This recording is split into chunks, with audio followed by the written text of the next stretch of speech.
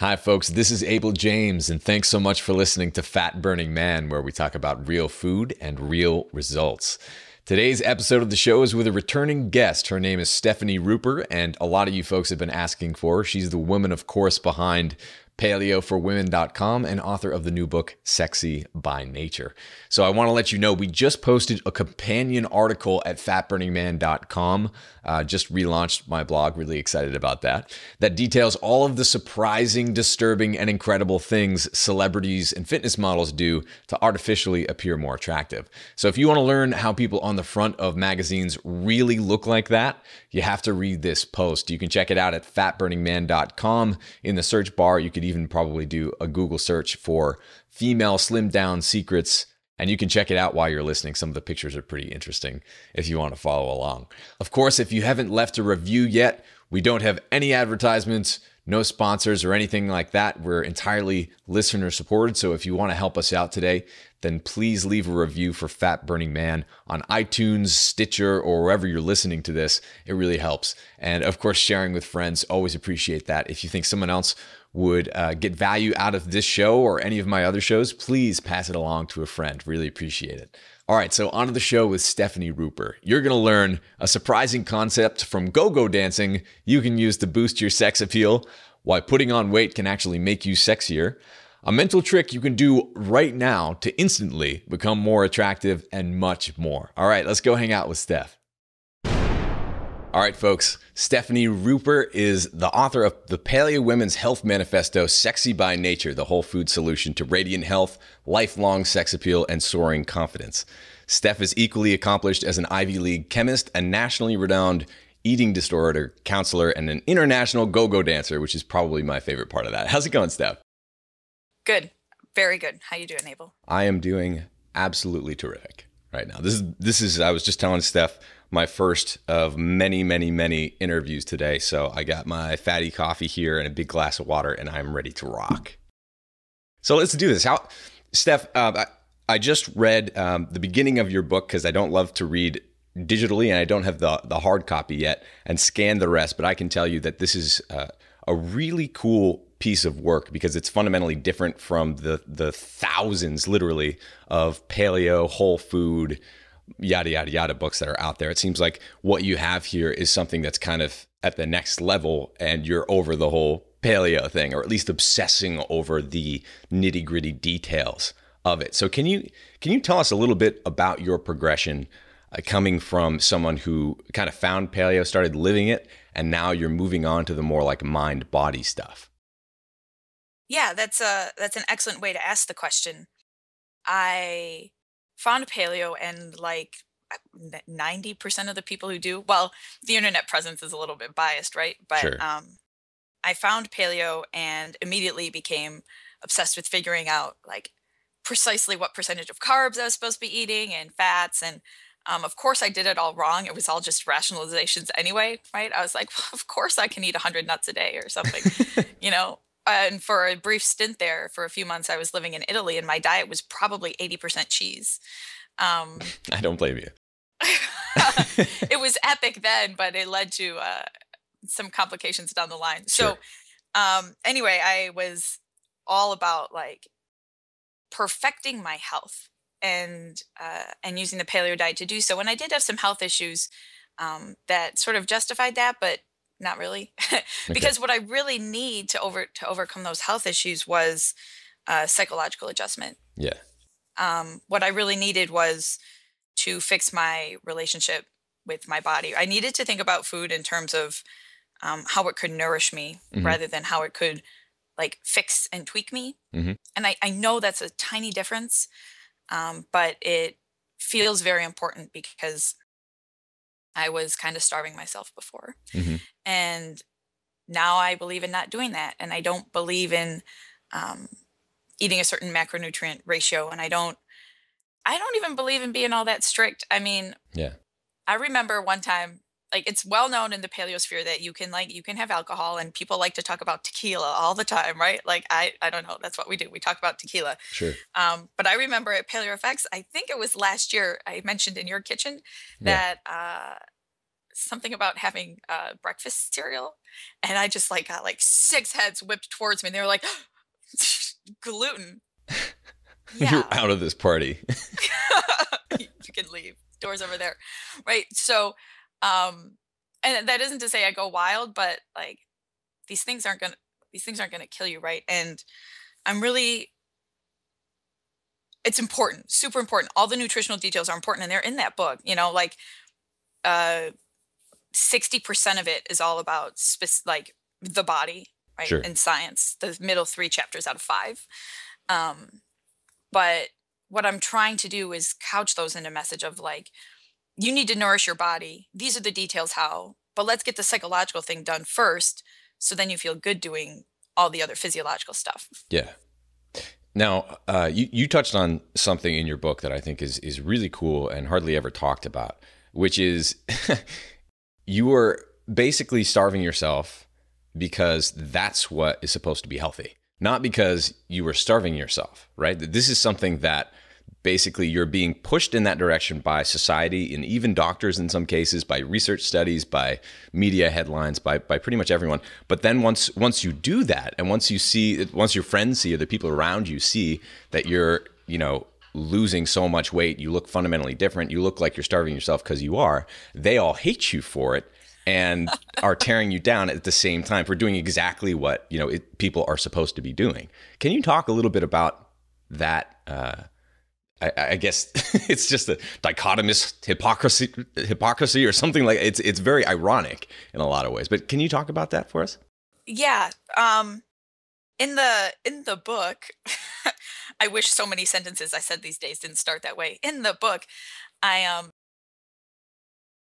people talk about the standard American diet all the time. Yeah. And I talk about it as the standard American game because, and I never use this abbreviation, but you could call it the SAG, which I kind of like.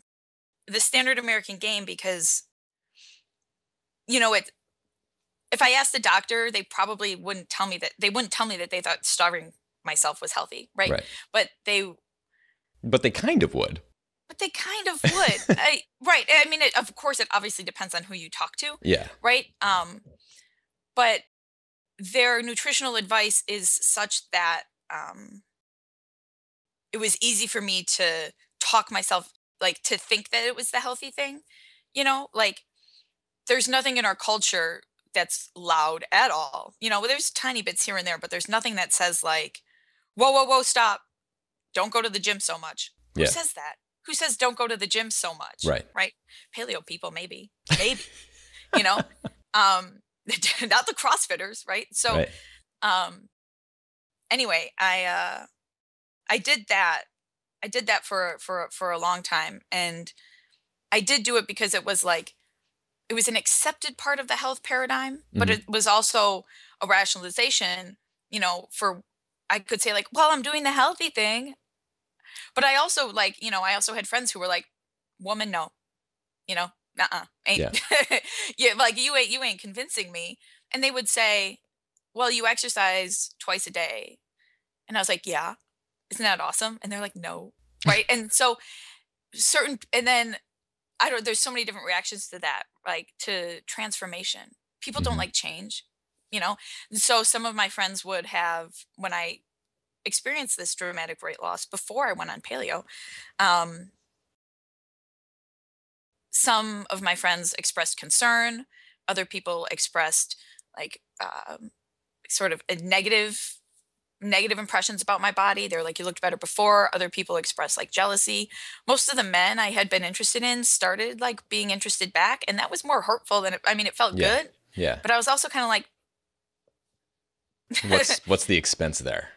Yeah, and what are you're becoming more attracted to me as I am becoming like, as I'm kind of wasting away, right? Yeah. Infertile and all that stuff. And that set me up for another several years of trying to like hold on to that, trying to keep this skinny because I noticed what it was doing.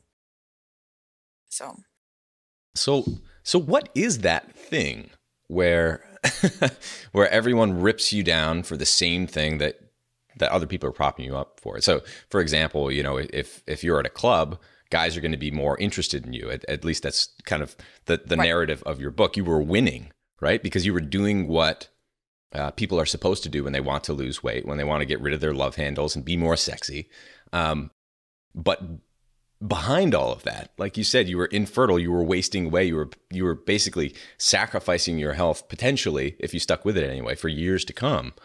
And I think a good example of that is Mira Calton, who's been on the show as well, and is very upfront about basically she was living that life in New York City and doing everything right, eating salads all the time, which are unfortunately too high in oxalates, and that was giving her bone problems. And this is all around the age of 30, and it's a problem that happens all the time. But what is that thing like, and what can we do about it, where people are supposed to be following the advice to starve themselves, but because so many people don't do that or aren't successful with it, no one really talks about the problem of winning. Totally. Right.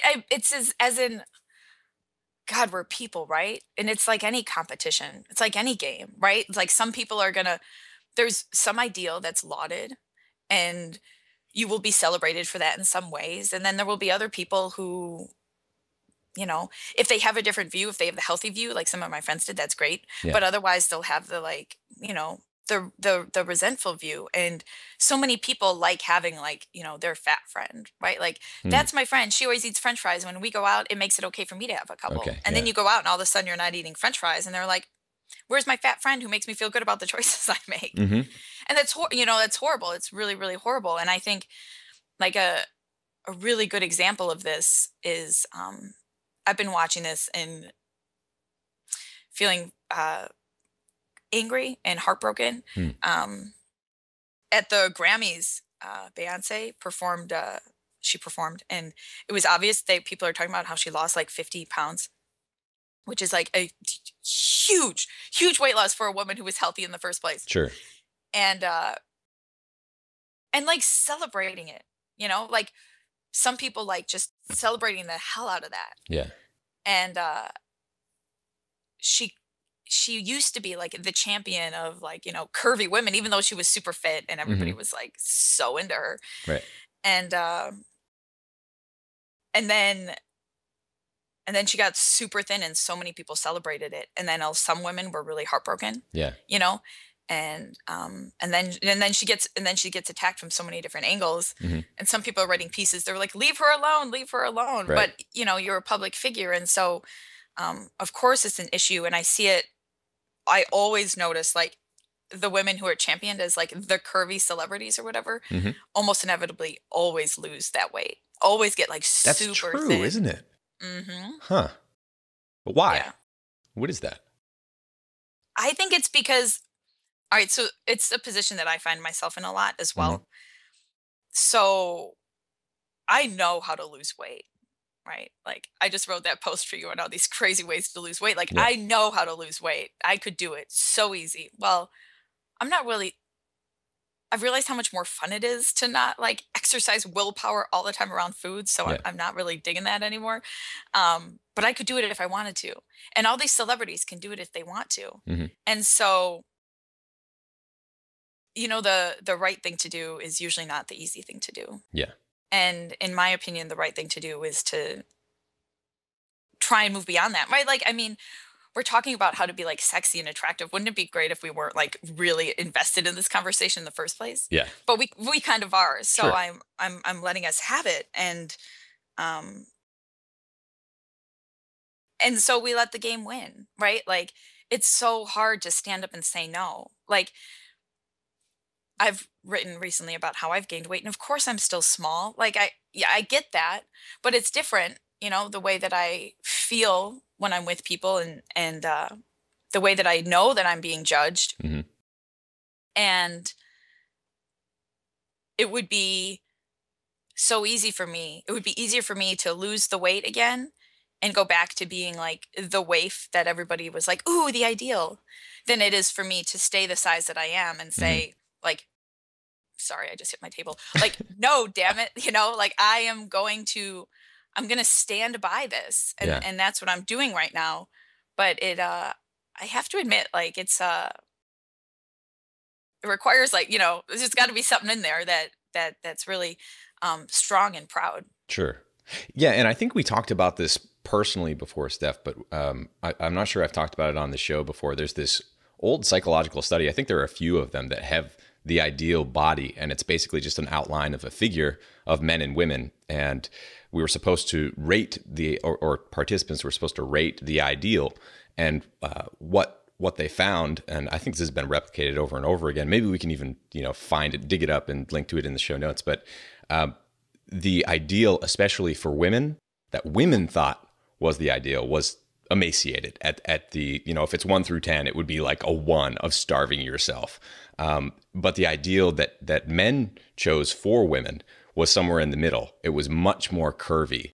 And a similar thing was true for men. Men, favored the enormous jacked dudes, not the kind of like muscular or somewhat muscular, but healthy shaped type guys who were somewhere in the middle. And I think we can all somewhat relate to that intellectually, but emotionally it's hard to grasp. Incredibly. I've been doing a lot of reading on this recently, and mostly because I'm trying to build up my arsenal of things in me, right, that are making me feel good and proud to, have gained weight. And I've read like men come out and say like, whatever. And I want to preface talking about this with, it's so hard to have these conversations and not get in trouble, Abel. Like I don't think you should try to look however men want you to look, right, ladies. Sure. I want you to be healthy first and foremost. And as I talk about in the book, for me, sexy is a feeling of being worthy of sexual activity, of being a romantic and sexual human being. And so that means first and foremost being healthy, being allied with your natural body, and not living by other people's standards. Yeah. So first and foremost, that's the preface. Right. Secondly, you can't help the fact that we exist in a society with people, and you're going to want to you're not going to be able to like get rid of that itch, even if it's a little itch, right? Mm-hmm. Like, I think it's important to feel and to feel sexy, but that's not the most important thing, not even close. So anyway, that said, that being said, my experiences with the way that people interact with me out in public has been really a real drastic change for another 10 or 15 pounds. Really? Which is to say, 10 or 15 pounds, I know doesn't sound like a lot, and it doesn't look like a ton, but that's like 13% body fat for me. So I went from the probably lower than the healthy range to the top of the healthy range. So anyway, people used to say to me all the time, like, you look great. Or I would be out at a club and I'd wear like one you of those, still like, look great. I will just say it right now. You look great. Well, thank you. I would go out to a club and I'd wear like one of those little croppy shirts because I had an 8-pack, So it's like, and I wanted to divert attention away from everything else, which was tiny, right? Sure. And women would always be like, "Oh my God, your abs, your stomach, you look great. Like you look so fit." Yeah. And women, I got compliments from women a lot on how good I looked, and men hit on me a lot, but that's because I think I project that a little bit. Yeah. But it wasn't like, I didn't notice what it was until I put on weight. And then, okay, I again, apologies for talking about this and saying this to so many people. The attention that I started getting from men and women romantically increased a lot. And the attention from women decreased. Women stopped telling me how attractive they thought I was, and men started doing it more. Yeah. That makes sense. And to me as a guy anyway. Yeah. Thank you. And that's been super revelatory. Like, I find that our brains, we can do so much work trying to convince ourselves of certain things, but we don't really get it until like a real practical change happens in our lives or our worlds. And this is like a real practical change for me. It's a real, wow. So that's that's actually how it is, you Right. know. It's different People to hear who something that's very different from experiencing it and seeing the way the world changes around you when you're actually living something like this. It's powerful stuff. Yeah, so I give people advice on how to love their bodies all the time, and Hmm.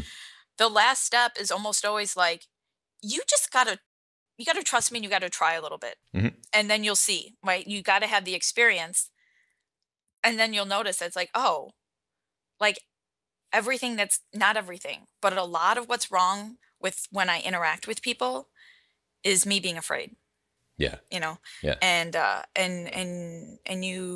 you learn how to be less afraid over time, and Right. it's it's not easy, you know. Like fear is that thing, you know. Fear is that thing that lives in our hearts and makes everything hard, Yeah. but it's like love's pretty strong too, so Hmm. Even if it's self-love. definitely if it's self-love. So you touched upon this in the book as well, and I thought it was very cool how when you were abroad dancing on tables or whatever and getting all this attention from people, it was kind of because you felt the confidence to do that because you were for the first time in many years that ideal body in your Hmm. mind, even if it was very skinny and not actually healthy. That was giving you enough confidence to rock the house, and everyone loved it. Um, but as soon as that body image thing started being the focus, it became the problem, right? Because people weren't responding to your skinny body. They were responding, and you say this very well, they were responding to your confidence. They were responding to your personality. And that's the thing that's really sexy. Can you talk about how body actually doesn't have that much to do with being sexy, at least in terms of perception? Yeah. Do you have 8 hours? um the I mean, you're absolutely right, and you're taking the right. That's an anecdote right out of the book. Um, that I did become a go-go dancer when I was traveling, and that is when people pay you to dance like up somewhere in a, you know, food and drink establishment, um, clothed for the most part. Worth saying. 80%, right, or 10%. So uh, and I was so free in so many ways, and like ecstatic to be who I was in my body and doing what I was doing. And this is because I was liberated from my fear of people judging me, Hmm. you know. And I was like, because I felt like they wouldn't. I felt like they would. I presumed that they would find me attractive, and that they didn't. Who cared? Because Yeah. I knew that I had won the game, right? Like I had arrived. So if you don't get it, that's okay. But I got it. You know, Hmm. I got this. Yeah. And but while I was doing that, like I was aware of that, right? Hmm. Like, I mean, there were other like tiny little lithe women around all the time, but they weren't being showered with attention, and they weren't, you know, um, as a matter of fact, like if there are so many fads, just maybe every fad I could not, you know, I do not care for. But right now there's this like tiny little pencil, super tight bodycon dress that like comes like just like right beneath the cheeks, you know, and it's super tiny, and women wear like 4-inch heels with platforms on them, Hmm. and you can't really walk around, and it's like I have almost never seen a woman who looks confident walking around in that outfit, Hmm. you know. Like even if they have like a rock and, you know, body stereotypical whatever, like it's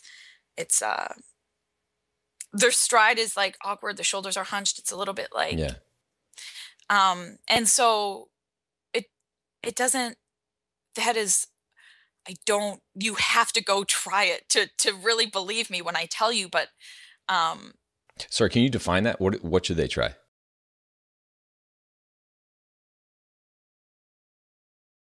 loving yourself enough to be confident and proud and fearless when you're out interacting with people. Hmm. And to have a sense of self-worth about you, um, such that you don't look like you're hiding, which I feel like these women in these really revealing dresses often do. Hmm. Like I've got this really That's revealing true, isn't dress it? on, Yeah. but I've got like cellulite on my thighs, so I'm going to be pushing it down a little bit. Hmm. To which I would say, A, maybe wear a longer dress, but whatever, do what you want. B, um, so what if you got cellulite on your thighs, Yeah. right? Like if you act like it's hot, people are gonna think it's hot. I Exactly. yeah, I tell I make an analogy at the end of the book, part 5, which is actually my favorite part. Hmm. And I talk about how my career as a writer is analogous to my life as a woman in that way, because I decided when I started my new website and things to just like, I'm gonna do it. I'm gonna like do the blogging thing. I'm gonna, and that was not a decision anybody else could make for me. Sure. And nobody would think of me like a professional unless I said I was, right? You have to write your own bios. It's a horrifying task, but right. It's something you got to do, and you have to believe. You have to believe in yourself first, and no one was going to say like, "Hey, this woman's smart. Pay attention to her." Right. You have to present that, and you have to. I mean, you have to be it, but you have to present it. And so, I talk about feeling good about myself in the same exact way as like no one, no one else can make you like sexy. They can help, they can tell you about how smart or beautiful or kind you are. That's great. But no one is going to like make you feel like confident and alive in your own skin Hmm. unless you do it first. You got to do Yeah. it first. So could you quickly go over, say someone's feeling sitting at home right now, listening to this, or they're driving their car or vacuuming or making cookies or whatever, but they're not Mhm. feeling sexy. What are like 2 or 3 things they can do right now or in the next few days to step up their sexiness game? Um, I talked about this a little bit on a podcast just a couple days ago, but the question was a little bit more, what can you do to um, feel sexual? So it was a little bit more of an explicit answer there. Um, what can you do to feel sexy right now? Or tie it into confidence. That works too. Yeah, no, anything that you do that makes you feel worthy, I think is Hmm. key. Um, and so, I mean, you can come at that so many different ways. Yeah. Um, you can you can get a little bit of it from the outside, like I said, my experiences, my comfort and happiness in my new skin is it's in part due to the way people have treated me in public. It's in part because I'm currently like seeing a human being who's just like radically into my new thing, so that's Hmm. like you reach out for that, like that really helps. And But that does really help. It can also come from the inside. Yeah. Um, I would tell you, I know that this may sound counterintuitive, but I would tell you to um, not look in the mirror. Like, just don't. If you're vacuuming or whatever, don't like get up and go look. Don't. Yeah. I can honestly tell you that, of all the hundreds of thousands of times I've looked in the mirror, like in my life, none of them have been productive for the way I feel about myself. Mm. Even when you go and you look and you're like, I'm hot, there's still something there. There's still Hmm. something like I'm thinking about specifically the way that I look that makes me sexy. Sure. And those things can be good to have. I like to talk about them as like kind of a dance that you can put on top of a really solid wooden floor, right? Okay. But you need the solid wooden floor of everything that's not your specific physical characteristics, Or else it all because falls apart. or else it all falls apart because those things change. Yeah. I could mess up and they could go away like tomorrow, Right. or like I could naturally age, Hmm. which, these things happen. So you gotta love your body and feel sexy regardless of what it specifically looks like. Yeah. So, you know, treat your body like a sexy thing, put on whatever you wear that is like that you feel flattered and most comfortable in and most to you, Mm-hmm. right? Like being loyal to yourself, that's got to be the most important thing. Like you have to really think that like that you're worthy of stuff and that you are loyal to yourself and that um you are attractive because you are you. Yeah. That's true for every single human being on the planet, Right. right? Like that doesn't change. You Mm-hmm. are attractive because you can't be anybody else. I don't know how like you cannot be anybody else. So why not be ecstatic to be in your own skin Yeah. and own it and take advantage of the stuff about it that you love. You can make a list of things you like about yourself. One of the sexiest things I think about myself is that I spend 14 hours a day in a library, and Mm-hmm. like I wear really thick glasses because I can't see because I read, 100% of the time. And Mm-hmm. so like the things that the things that make you sexy are the things that make you you. And so, I the physical things can be a little part of that, but I would advise people to look first and foremost at like your personality and Yeah. think about that and think about how that can then that kind of transforms the way that you interact with people too, Yeah. right? So sexy is a feeling and it's a way that you feel empowered in your own skin, but then you get to go out and you're smiling, Yeah. God forbid, and people like that. And Mm-hmm. so sexy is something that lives in your own heart, but it dances in the space with other people too. It's gotta, right? Yeah. So, um, I don't know. And Those are not very like specific action steps I gave you, but a lot of different ways to think about it that I yeah. think can help. Well, because it all is about how you think about it. It has nothing to do with the way that the world actually exists. It's all about what's happening up here. I was actually talking to Allison about this the other day. She went to the dog park, just took the dog to play with other dogs, and there were a bunch of hipsters hanging out there. And Allison was wearing whatever she was wearing, like a bunch of colorful stuff, and just having fun because she was dressing to feel fun. And it didn't like she didn't really think about it, and she wasn't dressing for other people or whatever. But these hipsters, as she's at the dog park, she was telling me. um, basically said, there's this one dude, with hipster glasses, and he's just like, you dress like that to go to the dog park? And she's just like, I don't dress for you. I dress for me.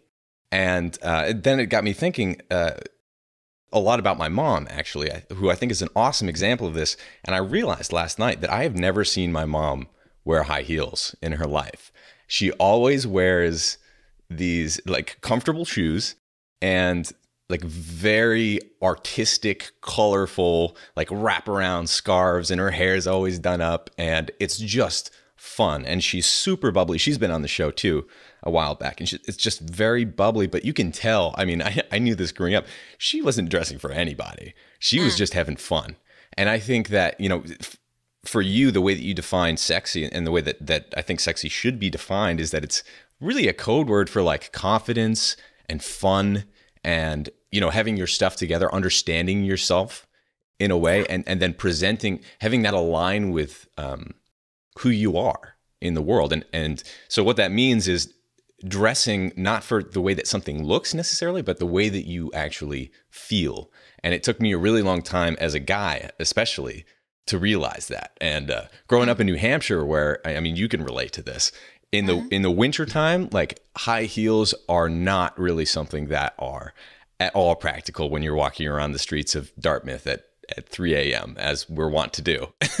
So the backstory there is Steph and I went to the same college, and so we kind of understand the way that this works. But it was like I struggled with this growing up, as my male brain is just like, whenever I'm with a girl, she's always complaining about her shoes, how uncomfortable they are, and how she can't walk in them, and is kind of hunched over. And like being hunched over, like you said, isn't that sexy? So I'm like, why in the world would anyone ever wear high heels? But it occurred to me, after hearing it, my dumb brain over and over again, is that it's not for anyone else. It's for you. It's for the way that you feel. And having on cool shoes makes you feel cool, and it makes you feel fun and confident, especially if it aligns with who you are and what you stand for. If you're an artistic personality, then you can wear ridiculous shoes and get away with it. And Mm-hmm. that is so cool. And that is so much more important than being skinny. Like, how many skinny people are there out there? I guess there are fewer and fewer these days. But it's more about like it's more about embracing your own personal thing, whatever you've got, whatever you want to present to the world. It's all about embracing that. And it's less about like that ridiculous ideal that doesn't even really exist anyway. So how have you done that, going from where you were before, kind of winning, but struggling at the same time, to where you are now? And how can other people come along for the ride? Um, I had confidence because I won Yeah. the game, but was a I have also been my entire life fiercely independent and uh, what's a good word? I don't want to say carefree. I want to say unapologetic. Yeah. Um, it's one of my favorite words, which is unfortunate because there's a Barbie campaign that uses the word unapologetic in it. Really? Yeah, Barbie and I read this last night. Barbie and what's the company? Sports Illustrated Hmm. teamed up, put Barbie on the cover of Sports Illustrated magazine, and they're like, Barbie's unapologetic because she's hot and thin. Just like What? crazy. I know they're stealing my favorite word. I'm just Wow. Okay. heartbroken. Yeah, that's the Um, problem with a lot of this stuff, is those words become poisoned. Even confident, turns into yeah, arrogant pretty quickly. pretty quickly, right? So anyway, unapologetic. And I really have to say that is being unapologetic for me is the most important part of being a human being. Hmm. One of my favorite sayings is, or thoughts, is that you should always apologize when you should, but never when you shouldn't. Yeah. And and I think especially women today are kind of encouraged to shrink Hmm. and to be invisible and to apologize. How many times do you like meet that girl who says I'm sorry like every other sentence? Right. Um, Or like starts every sentence with "I'm sorry." yeah, and I have a tendency to do that too because I don't want to impose on people. I want to I want all of us to be comfortable, but um it's rooted in the same thing. I and so it can, it's not necessarily a bad thing, but what I so while I was really thin and like, winning the game, I was still like, this is me, this is my thing, and I carried that over, and I learned more, um, because I understood I was doing the thing, wearing the clothes that I like, and being me, and only wearing my kicks, Yeah. my street boots, and I was doing that, and I was learning that I was perceiving that that was what was really doing it. Yeah. And so um that's how I've managed to carry that with me. Hmm. And so I guess I would advise women to think about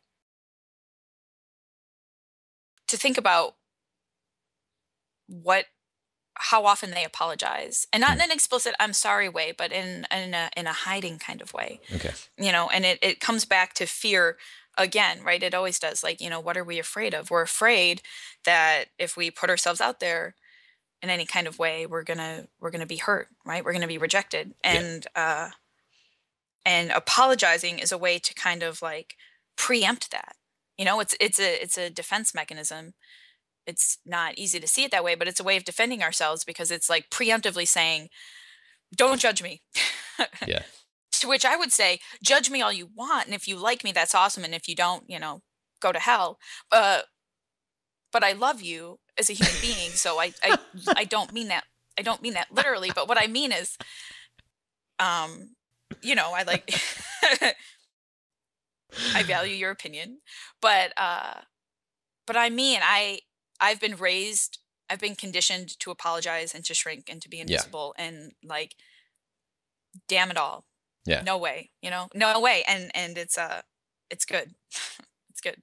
Yeah, slinking away is never sexy for anyone. What we all want, the thing that is truly sexy is that radiant confidence that you talk about in the book, and I think that's spot on. I'd love to talk to you a little bit about as well the mind body connection specifically. I was talking to actually a really accomplished bodybuilder who's written a bunch of books about that, and he's in his 50s now and has basically just nailed it from the bodybuilder achievement standpoint, having that body for decades, and has trained thousands of other people to do that. And he was talking about how most people understand bodybuilding to be like weighing yourself every single day or every 5 minutes and counting your calories and counting your macros, working out all the time and the rest of it. And he said the most interesting secret of all of this is that it really has very little to do with all of that. The way that you actually achieve that body of your dreams, the one that you're aiming for, whatever that body might be, is by visualizing it. And what the brain can do is get you there in all these ways that you'd never be able to do intentionally. And what I mean by that is if you think about, and I apologize in advance for everyone out there, if you think about an Oreo cookie right now, there's a good chance that your body is squirting out a little bit of insulin because it's preparing for eating an Oreo cookie. And there's a very slight difference between visualizing something and then you actually perceiving it with your own brain, your own body. And so if you're constantly thinking about that visualization instead of looking in the mirror, then when the time comes that you actually look in the mirror, if you've been doing it right, chances are you have that body. And I thought it was so cool that a bodybuilder of all people said that that's the secret. And that I think that highlights an issue that's even more important for people who struggle with body image issues. Because if you have the wrong image, then yeah, you could be winning, but you're killing yourself at the same time. So it's really, this is mental work. It's not working out all the time physically. It's not even about like what you're eating all the time, although you do have to have that under control to some degree. It's really about that connection. So can you talk about how you can, obviously your whole book is doing mental work and teaching other people how to do that too. How do you work on your brain such that you can get the body that you actually want, and hopefully that's a healthy one? God, Abel, did you like study psychology and write books about psychology before? Me? What? Um, so I mean, it's enormous. God, it's so enormous. Like we tend to, right? Like Descartes, we tend to think that our minds and bodies are separate. Hmm. But that's an illusion. They're the same thing. Um, what lives in your brain it lives in all of your cells. Like you said, right? You get insulin, right? That's here, that's there, Right. it's everywhere, right? And you have stress receptors in your skin, right? So it's everywhere. Your Yeah. brain, you think it's there, but it's everywhere. And so um, the visualization thing, it's crucial in so many different ways. Like the way that you look at and think about your body. It's like, well, are you trying to change it?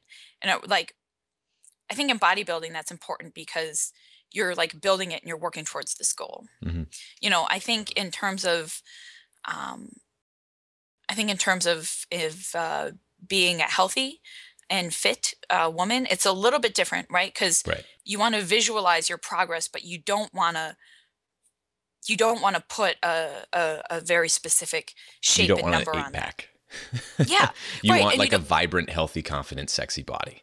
yes, yeah, and you want to be in a body that you feel good about Hmm. and good about in all the time, right? You don't want to say, I'll feel good once I lose 15 pounds. Right. You Because you want to feel won't. good now. Right. No, You won't.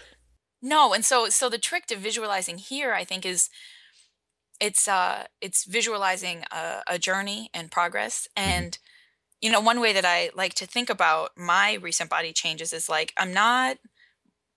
It's nice to think about myself as more attractive now because it feels good. Yeah. But I think a better way to think about it, a healthier way, is differently, right? And so, like for 4 years, I got to be that kind of sexy, or that kind of attractive, or that kind of confident in my body, and now I get to be another kind, Hmm. right? And so that visualization is all about visualizing this like healthy radiant thing. Yeah. and living into that every day, putting yourself in that skin every day. And for me, like the challenge is continuing to draw that figure as, someone who's, God forbid, a size 3 or 4 rather than a 0, Yeah. double 0, right? So, um, and so it's mostly, I think, about like, right, you can't ignore the fact that we want our bodies to be like fit-ish. We want like a, some, Sure. we don't want to be, um, to look unhealthy. And there's a certain point at which being overweight becomes unhealthy. And even if you're at that point, it's okay, right? You got to Yeah. like put it in your heart, visualize the thing, and like I said, like live into it every day. And that helps you do the right food stuff. You won't think about Oreos so Yeah. much, Um, it It helps happens you. automatically at that point. Yeah, yeah. Like if you think about yourself as a being that deserves love and nourishment, and you will start to treat yourself as a being that deserves love and nourishment. Yeah. Yeah. Which I think is what you're getting at all along, is you have to visualize this worthy body, and then you kind of are it. I know that it sounds like I'm like skipping a gap in the reasoning there, but I'm not. Yeah. Well, now it's getting off metaphysical, but I eat that stuff right up. So yeah, you become that as soon as you want to. As soon as you say, instead of saying when I lose 15 pounds, I'm going to be happy. It's like, no, be happy now, and you can be healthy later too, and you can gain or lose 15 pounds, doesn't matter, but you can actually start right now. And you're never going to get there. You're never going to be all caught up with your work. You're never going to have enough free time to focus on this stuff. So you might as well just do it now anyway. Yeah, I saw a sign. I was in Chicago over the weekend, up dancing till 5 a.m. every night, which is why I'm going to sleep after this. Yeah. And Thank you for getting up early, by the way. well, it's 10 o'clock. It's ungodly early for me. I told your assistant you're like grim reapers for the nocturnal. So, I was in Chicago for the weekend, and I saw a dry cleaners, and the sign on it said, "Some people look for happiness, others create it." And I was like, "Yeah, That's pretty it's cool. I haven't been an adult for very long, and one of the most important lessons I've learned is well, one of the most important things that's happened is I've lost my innocence, and I've realized that life is really hard. It's really, really hard. And this is one struggle, right? The body struggle is one of so many. Um, but you don't really have a choice, do you? Right? Like I'm so staunchly a Nietzschean in this regard. Like Mm, to which he said, like, life is absurd. We don't know what's going on, and so you may as well dance. And yeah. he was really into dancing too. So Hmm. I'm actually not. Um, I'm actually paraphrasing him. Like um, life is really, really hard. So I don't know. Maybe if you stress about it less, it's easier to be happy. Yeah. Stop looking for it so much, and you get it. I think we just found the action item. That's just go goof off and dance. I think that's a good one for pretty much everyone out there, because you'll realize that all of this matters a lot less than you probably think it does. You might as well have fun. And sorry, Steph, but we're out of time. Before we go, can you please tell folks where they can find your work as well as your book? Yeah. My book is available for pre-order at all the usual places, Amazon and Barnes and Noble and all of that stuff. It'll be on shelves March 18th. You can find me at And Paleo for it's called Sexy by yeah. Nature. Thank you. Sexy by Nature, the whole food solution to radiant health, lifelong sex appeal, and soaring confidence. Um, I'm like, pretty proud of that title. It only took me 8 months to come up with. Nice. And I do still write it. The book is about a healthy diet, but it's about a lot more. So I do still write at paleo4women.com. Hmm. And you can find me with that handle, Paleo for Women, at all the usual social media suspects. Awesome. Steph, thank you so much for coming on. Really appreciate it. This has been a lot of fun, and look forward to seeing you at Paleo FX. I know you'll be rocking out there and chatting about all of the cool developments in your own mental work and physical work and your next exciting project, I'm sure. Yeah, I'll do what I can. Awesome. And we'll look forward to some tequila as well. Maybe some bread. Just kidding, Yeah, maybe some breakfast cereal. Okay. All right. Thank you so much, Steph. We'll talk to you soon. Okay. Thanks, Abel.